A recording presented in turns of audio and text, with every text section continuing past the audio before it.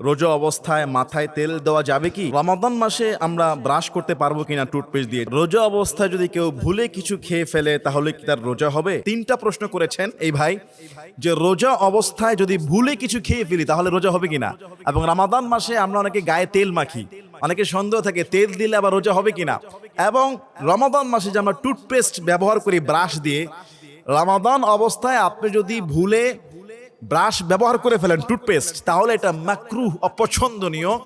রোজা অবস্থায় ব্রাশ করা যাবে না। রোজা অবস্থায় আপনি মিসওয়াক করবেন। রোজা অবস্থায় ব্রাশ, টুথপেস্ট এবং যে গুঁড়া আপনার টুথ পাউচার, এটা ইউজ করা যাবে না। আমরা মেসওয়াক করবো, এটার অনুমতি আছে। 2 নম্বরে মাথায় তেল দেওয়া, হাতে পায়ে তেল দেওয়া কোনো সমস্যা নাই, তেলের গ্রানও নিতে পারবেন, কিন্তু নাকের ভিতরে বা কানের ভিতরে ঢুকিয়ে দেওয়া যাবে না। গলার ভিতরে পেটে প্রবেশ করলে রোজা ভেঙে যাবে। নরমালি আমরা কেউ এটা করি না, মাথায় বা শরীরে তেল দেওয়া যাবে। 3 নম্বরে রোজা অবস্থায় এই ভুলটা অনেকেরই হয়, যে আমি রোজা রেখেছি, ভুল করে 1 গ্লাস পানি খেয়ে ফেললাম, প্রচন্ড পিপাসায় ভুল করে একটু কিছু খেয়ে ফেললাম, আমার রোজা হবে কিনা? দেখুন, রোজা অবস্থায় যদি আপনি ভুল করে কিছু খান আর আপনার মনে হলো যে আপনি রোজা, সঙ্গে সঙ্গে মুখে যা আছে সেটা ফেলে দিতে হবে। যেটা পেটে গিয়েছে চলে গিয়েছে, আর যেটা আছে সেটা ফেলে দিতে হবে, তাহলে আপনার রোজা হয়ে যাবে। সুবহানাল্লাহ।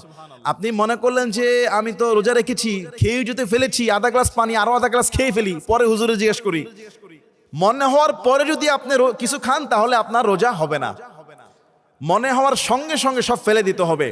রাসূল সাল্লাল্লাহু আলাইহি ওয়াসাল্লাম তিনি বলেছেন যে রোজা অবস্থায় ভুল করে যদি কেউ কোনো কিছু খায়, তার রোজা সে যেন পরিপূর্ণ করে, কেননা ভুলে গিয়ে রমজান মাসে বান্দা বান্দি যেটা গ্রহণ করে, এটা আল্লাহ পাক রব্বুল আলামিন তাকে খাওয়ায়। সুবহানাল্লাহ।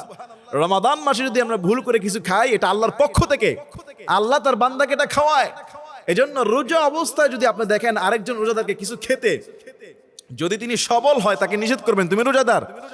আর যদি বায়োবৃদ্ধ দুর্বল হয়, এক ফিকাতে মাসালা আছে, তাকে বলবা না, সে খেতে থাকুক, সে দুর্বল, আল্লাহ তাকে খাওয়াচ্ছে, অসুস্থ আল্লাহ খাওয়াচ্ছে।